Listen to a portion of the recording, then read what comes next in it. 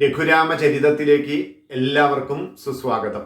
വസിഷ്ഠ മാമുനിയുടെ തപസ്സിന്റെ മുന്നിൽ തൻ്റെ ക്ഷാത്രശക്തി മുഴുവൻ നശിച്ചത് കണ്ട വിശ്വാമിത്രൻ വസിഷ്ഠനെ പരാജയപ്പെടുത്തുമെന്ന മനസ്സോടുകൂടി വസിഷ്ഠൻ്റെ ആശ്രമത്തിൽ നിന്ന് തിരിച്ച് ഹിമാലയ സാനുക്കളിലേക്ക് തപസ്സിനായി യാത്രയാരംഭിച്ചു. കഠിനമായിട്ടുള്ള തപസ്സിൽ സാക്ഷാൽ പരമേശ്വരൻ പ്രത്യക്ഷനായി. പരമേശ്വരനിൽ നിന്ന് സാങ്കോപാംഗം ധനുർവേദത്തിൻ്റെ രഹസ്യം മുഴുവൻ വിശ്വാമിത്രൻ കരസ്ഥമാക്കി. അക്കാലത്തുണ്ടായിരുന്ന സർവ വ്യക്തികളുടെയും കയ്യിലുള്ള ഏതേത് അസ്ത്രങ്ങളാണോ ഏറ്റവും പ്രധാനപ്പെട്ടത് ആ അസ്ത്രങ്ങൾ മുഴുവൻ സ്വായത്തമാക്കി. ദിവ്യായുധങ്ങളുടെ ലാഭത്താൽ വിശ്വാമിത്രൻ പരിപൂർണമായും അഹങ്കാരമുള്ളവനായി. വേലിയേറ്റത്തിൽ സമുദ്രമെന്നതുപോലെ അമിത ബലവാനായ വിശ്വാമിത്രൻ അത്യുഗ്രനായി തീർന്നു. ഞാൻ വസിഷ്ഠനെ വധിക്കും എന്ന് മനസ്സുകൊണ്ട് തീർച്ചപ്പെടുത്തി. വായുവേഗത്തിൽ അതിവേഗത്തിൽ വസിഷ്ഠ മാമുനിയുടെ ആശ്രമത്തിലേക്ക് എത്തിച്ചേർന്ന ഉടനെ തന്നെ തൻ്റെ കൈവശമുള്ള ശരങ്ങൾ ഓരോന്നും ആശ്രമത്തെ ലക്ഷ്യമാക്കി അയക്കുവാൻ ആരംഭിച്ചു. ആ തപോവനം മുഴുവൻ ദഹിക്കുന്നത് പോലെ തോന്നി മുനിമാർക്ക്. അഗ്നി ആളിക്കത്തുവാൻ ആരംഭിച്ചു. ആത്മരക്ഷാർത്ഥം ആശ്രമത്തിൻ്റെ ഉള്ളിലുണ്ടായിരുന്ന മാമുനിമാരെല്ലാവരും ഭയത്തോടുകൂടി പുറത്തേക്ക് ഓടി. ആശ്രമവാടത്തിലെ ശിഷ്യഗണങ്ങളും പക്ഷിമൃഗാദികളുമെല്ലാം ഭയത്തോടുകൂടി ആശ്രമത്തിൻ്റെ വെളിയിലേക്ക് വേഗത്തിൽ കടന്നു. അല്പസമയം കൊണ്ട് ആശ്രമവാടം ആരുമില്ലാതായി തീർന്നു. ശബ്ദം കേട്ട് പുറത്തേക്ക് വന്ന വസിഷ്ഠ മാമുനി ഭയത്തോടുകൂടി പുറത്തേക്ക് ഓടിവരുന്ന സർവരെയും കണ്ട് വസിഷ്ഠ മാമുനി പുറത്തിറങ്ങി വന്ന് എല്ലാവരോടും പറഞ്ഞു, നിങ്ങൾ ആരും ഭയപ്പെടേണ്ട. പക്ഷേ ആ വാക്കുകൾ കേൾക്കാൻ ഒരു ജീവി പോലും അവിടെ നിന്നില്ല. സൂര്യൻ മൂടൻ മഞ്ഞിനെ എന്ന പോലെ വിശ്വാമിത്ര തേജസ്സിനെ ഞാൻ നശിപ്പിക്കുന്നത് നിങ്ങൾ കണ്ടുകൊള്ളുക. ജപശ്രേഷ്ഠനായിട്ടുള്ള വസിഷ്ഠൻ ഇത്രയും പറഞ്ഞ് വിശ്വാമിത്ര മാമുനിയുടെ നേർക്ക് തിരിഞ്ഞു. കഷ്ടപ്പെട്ട് അനേക കാലമായി പരിപൂർണമായി നിലനിന്നിരുന്ന സർവജീവജാലങ്ങളുടെയും ആശ്രയ കേന്ദ്രമായിരുന്ന ഈ ആശ്രമത്തെ അങ്ങ് മുട്ടിച്ചു കളഞ്ഞുവല്ലേ. അങ്ങ് തീർച്ചയായും ഒരു ദുരാചാരനാണ് വിശ്വാമിത്ര. അതുകൊണ്ട് ഇത്തരത്തിലൊരാൾ ഇനി ഭൂമുഖത്ത് ആവശ്യമില്ല. ശത്രുനാശകനായി തൻ്റെ കയ്യിലുള്ള യോഗദണ്ഡ് ഉയർത്തിപ്പിടിച്ച ആ ബ്രഹ്മർഷി അതിക്രോധത്തോടെ വിശ്വാമിത്രൻ്റെ പുരോഭാഗത്തിൽ അചഞ്ചലനായി നിന്നു. ഭഗവാൻ വസിഷ്ഠൻ പറഞ്ഞ വാക്കുകളും വസിഷ്ഠൻ്റെ നിൽപ്പും കണ്ട വിശ്വാമിത്രന് കോപം അടക്കാനായില്ല.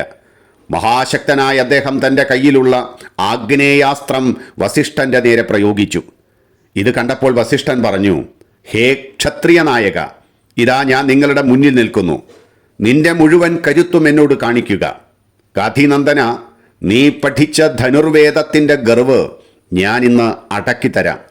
ബ്രഹ്മബലത്തിന് മുന്നിൽ ക്ഷാത്രവീര്യം എത്ര നിസാരമാണെന്ന് ഞാൻ കാണിച്ചു തരാം. ദിവ്യമായ എൻ്റെ ബ്രഹ്മശക്തിയെ കണ്ടുകൊള്ളുക. കത്തിയെരിഞ്ഞ ആഗ്നേയാസ്ത്രം വസിഷ്ഠമാമുനിയുടെ സമീപത്തെത്തിയെങ്കിലും വെള്ളത്തിൽ വീണ തീക്കൊള്ളി പോലെ ആ ബ്രഹ്മദണ്ഡിൻ്റെ ജ്യോതിയിൽ അത് കെട്ടുപോയി. ക്രൂദ്ധനായ ആ കൗശികൻ വേഗം തന്നെ തൻ്റെ കയ്യിലുള്ള ആയുധങ്ങൾ ഓരോന്നും അയക്കുവാൻ ആരംഭിച്ചു. വ്യത്യസ്തങ്ങളായ ആയുധങ്ങളായിരുന്നു വിശ്വാമിത്രൻ്റെ കയ്യിലുണ്ടായിരുന്നത്. വാരുണം, രൗദ്രം, ഐന്ദ്രം, പാശുപതം, ഐഷികം, ഇങ്ങനെ ഓരോന്നായി എയ്യുവാൻ ആരംഭിച്ചു. അതെല്ലാം പരാജയപ്പെട്ടപ്പോൾ തൻ്റെ കയ്യിലുള്ള മറ്റ് വിശിഷ്ടങ്ങളായ ആയുധങ്ങളും പ്രയോഗിച്ചു.